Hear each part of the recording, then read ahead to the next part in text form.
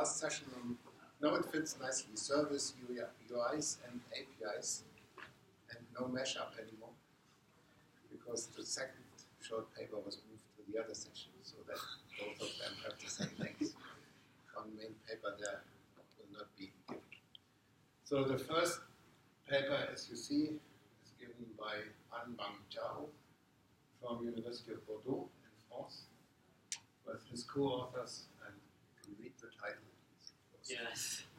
Good afternoon, everyone. Today I will present a paper, JSON Patch for turning a poor REST API into a push. So first of all, I want to introduce myself. My name is Ayang Tao, and I'm from University of Bordeaux.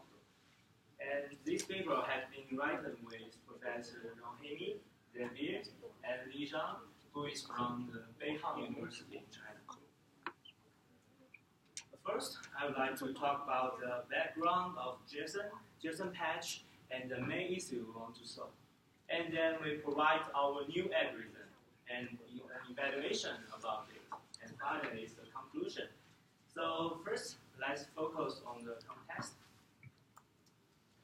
So nowadays, most of the web applications, such as Facebook, YouTube, or Twitter, they provide them access to their service thanks to a REST API. And people can use REST API to get some data or information. So what is REST API?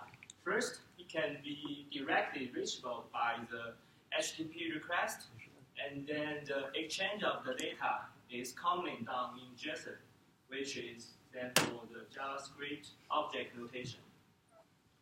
So let me give you an example. Okay, so first, Twitter has provided a service that provides you a timeline of tweets. So imagine that you are a Twitter server, you log in Twitter, and then you send HTTP request to the Twitter server, and then you will receive the home timeline of yours, which is the JSON format. And then you visualize the JSON data, and then you might see that first Hillary Clinton has published a tweet about his daughter, and some new tweets happened in France. So after a while, you refresh this page, and then you might see some new tweet about the Google Glass. So if you are developers, you might consume that, okay, what exactly the new tweet is. So as the blue square shows, or for the existing tweet, what's the modifications of it? For example, for the tweet of the Hillary, so here, if you look at the yellow square, so how many people retweet it, or how many people like it at this moment? So in order to answer those questions, we want to first understand how the existing REST API works. Most of the REST API works in a pull mode. So what is a pull mode? Imagine that, okay, you are a user, you have your telephone, you send your polling request to the Twitter server, and then you should receive a timeline of tweet, and then every 15 seconds, you will send the request again in order to know that if there are anything new in the server. So if nothing new, you will receive none, or if you request a lot of times, you will receive the notification, you will see the new tweet timeline. So if you are developers, if you want to know that what exactly the new tweet is, or the modifications of the existing tweet, so you might manually compare the two versions of the JSON, so the before version and the after version. So you might find that, okay, there are some new tweets appearing in the timeline, such as the blue one shows, or you might want to know that, okay, how about the retweet account now? So comparing the two versions of the JSON is very complex, and so we look at the second mode. The opposite mode is the push mode. So again, you are a user, but first you need to register yourself in the Twitter server. and then you just need to wait. So if there are anything new update in the Twitter timeline, and you will receive the notifications of the patches, of the change, or we call it patch. So here is the example of the patch. So in the patch, we can directly know that what a new tweet is, as the blue one shows, what a new tweet. The New York Works published a tweet about the Google Glass, or the modifications of the existing tweet, such as the yellow one shows, okay, here the retweet number of the tweet of Hillary has increased to this number. So the developers don't need to do the complex comparison work, you just need to get the patch. So, but like everything in the world, the push mode has some drawbacks. So in practice, only a few of the REST API use this mode. So here, transforming from a pull mode API into a push, as frequently asked by the developers. And some companies already do that. They provided a proxy server that will continually or periodically send the request to the server, and then he will receive multiple versions of the JSON Twitter timeline. And then they compare this Twitter JSON timeline, and then it just sends a patch back to the client. So in this structure, for the server side, they don't need to change the existing structure. It is a pull mode. But for the client, first he needs to register itself, and then he just wait to get some patch. So here is the push mode. So this structure has successfully transforming from a pull REST API into a push. In the center of this structure is the proxy server here. So in the proxy server, we have two versions of JSON. We have JSON v1 and JSON v2. So the main job of the proxy server is to compare the two versions and then generate the patch. So we have mentioned a lot of times the patch. So what exactly the patch is? So patch first is the sequence of the operations. Operations can be the simple one as the add, remove, or replace, or can be the much more complex one such as the move and copy. And also, the grammar of the patch has been well defined by the RFC. So once we have a patch, so applying it is quite easy, just applying the operations in a defined order. So however, creating a patch is much more complex. So we have two factors. First, we want a minimal patch. So why we want a minimal patch? Because if the patch is smaller, it will consume less bandwidth. Also, if a patch is smaller, it means that it's simpler for the developers to understand because it represents the modifications in a very precise level. So it's simpler for the developers to understand. So another factor is the speed. Of course, we want to generate the patch as fast as possible. However, creating a patch, minimal patch between two JSON documents is a very complex job, and existing approach is eager to solve that. The JSON document is a combination of the ordered trees, which is for the array node, and the unordered trees, which is the object node. The theory states that when only add, remove, and replace operations are considered, the time complexity of generating a minimal patch is NP hard is N cubed for the ordered trees and NP hard for the unordered trees. Also, if the move operation is also be considered, it is NP hard for both kinds of trees. So that's why the existing solutions want to provide some practical heuristics. So here in this table, we list the existing approaches. There are some approaches that developed by use the JavaScript, such as the GIF, JSON Patch, JSON 8, or some other libraries that use Python, PHP, or Java. So if we look at this table, for this column, so most of them do not support the move and the copy operation. That means that they don't generate the optimal patch. So let me give you an example here. So if it is a patch here's the patch that contains two operations. The first operation is to remove a node, and then the second operation is to add a node but with the same value. So another smarter way is just to generate the move operation. Obviously, it will reduce the size.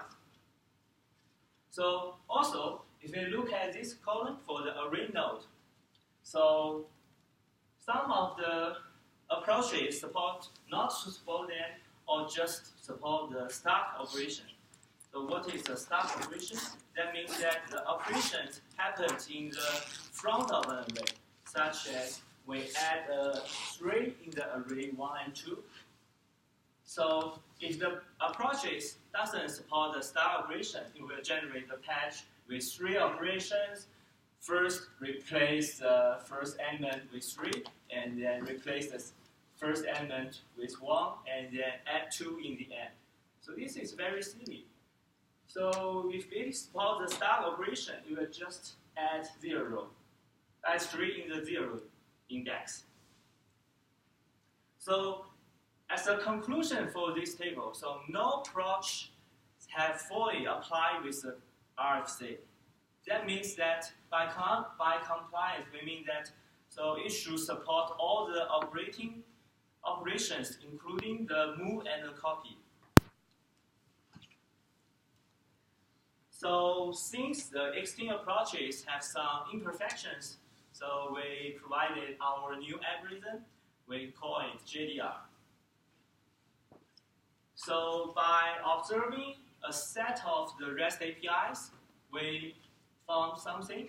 First, we found that the change between the two JSON documents often touches a complete subtree, never touches the internal node.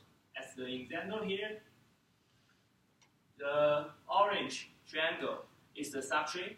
We either move, remove, or add the whole subtree, but we never touch the internal node of the subtree. Also, for the change between the two JSON documents often touches the arrays node that in the same location, but never touches it with a different location.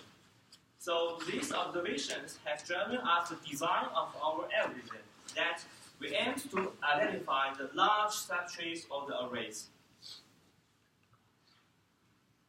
So here, our JDR executed in 3 steps. The first step, we built a large common subtree that's shared by the two JSON documents. So here is an example. If we look here, we have the before and after loop version. The orange area is a common subtree. By doing that, we identified a large common area.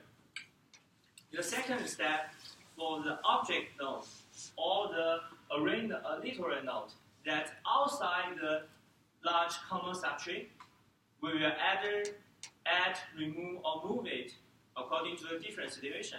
So here, if we look at the dark blue area here, so in the before version, if we can't find something the same in the after version, we will remove it. And the same for the green area in the after version, we will add it. So more importantly, for the light blue triangle here in the before version, if we found something the same in the after version, but in the different location, we will generate the move operation. And the third step, for the array node that in the same location, so we will use a new algorithm that compares the pairs of cells. So in the end, our algorithm successfully supports all the editing operations, including the move and the copy. Okay, now we have our algorithms. So we implemented them as JavaScript libraries, and then we want to measure its performance. We want to compare it with the existing JavaScript libraries, such as first JSON Patch, RFC. So our evaluation is fully automated. First, you will input a REST API that provides you changing data. And then it will periodically call the service 61 times in order to get 61 versions of the JSON data. And then by comparing two successive versions of the JSON, we got 60 patches. So for each generation, we will measure two factors, the diff time and the patch size. And then we will execute the generation 100 times in order to get the average numbers of the diff time and the patch size. So here, of course, the input, the REST API, might have an influence on the result. So we make observations for the existing REST APIs. And then we categorize them into three: the object server, array server, and shift server. And for the object server, it means that the change between the two successive JSON often only happens in the properties of an object, such as the signet timeline here. The signet is that provide the REST API that provide you the real-time global currency. And then the second type, the array server, means that the change only happens in the array node. So here is an example of the Stack Overflow. And then the most complex one is the shift server. It means that the change can happen in the array or in the object, or happens in both in the can. So now we have three categories. Then we choose Signet, Stack Overflow, and Twitter as our input, and then we got some results. The first result is for the Signet dataset, which is that for the object server. So we got the patch size and the diff time for the existing 5 JavaScript libraries.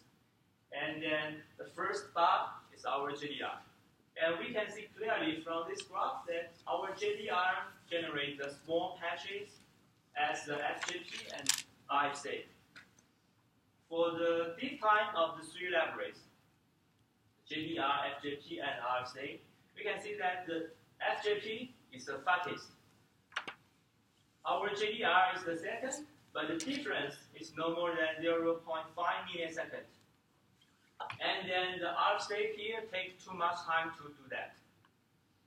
So here, the second scenario is the Stack Overflow dataset, which is for the array server.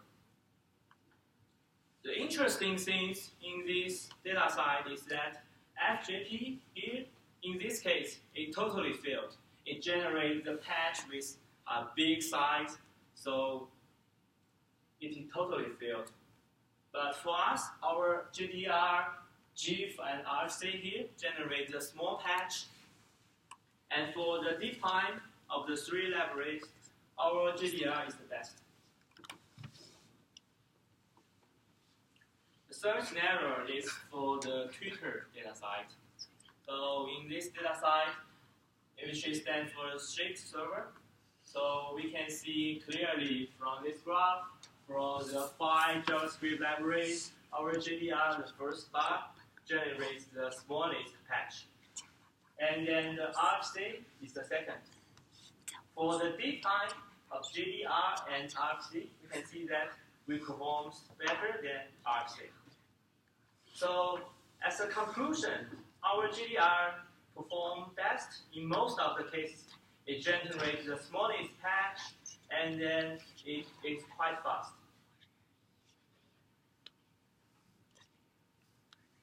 Conclusion. So first, we provided a new Java JSON Patch algorithm that fully complies with the JSON Patch RFC. we implement it as a JavaScript libraries, and then we found that it performs better than the existing frameworks. And we also provide a prototype framework that can convert a poor REST API into a push. That's all. Thank you. Thank you very much. Any questions? Oh, I have any questions. Yeah. I have one question regarding complexity of your algorithm. Yeah, okay. Did you calculate the complexity? What is the complexity of your algorithm? My complexity?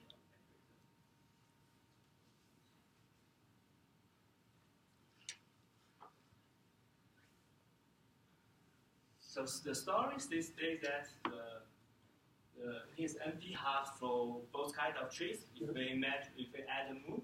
So for us, we didn't calculate the complexity because we just we provided some practical heuristics, but actually is it polynomial or is it? No, it's like between n squared. But the experiment shows that our algorithm is fast, but actually for time complexity, we didn't calculate it precisely. Okay. And when you say heuristic, that means that the algorithm doesn't sometimes give the exact solution, the correct solution. Yes. What this means in terms of patch. Yes. So mean that if we only calculate the older trees and unolder trees, there are a lot of situations, right? But for us, we are special for the real world situation. So for the real world situation, we are okay. We perform better. But if we look at the whole research or the whole situation, maybe it's hard to provide a new or good result. No, my question is not regarding the performance. Okay. The time to generate a patch or to apply a patch. Okay, yeah. It is regarding the quality of the patch itself. The quality of the patch. Is it correct in terms or not? Yeah, yes. So because it is. I know. So for the quality of the patch, we have two. Actually, the RFC here.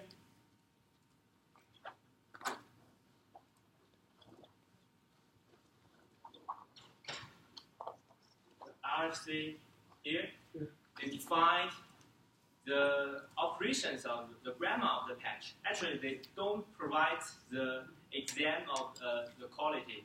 But for us, we examine our algorithms for all maybe like 30 or 40 REST APIs. We compare the result manually, and then with other libraries, it shows that our patch is smaller, but it is smaller. It is smaller, more performant. But it is. It doesn't give any good results. Yes, you're right. It is wrong. So how the first question is how can we measure the quality of our patch?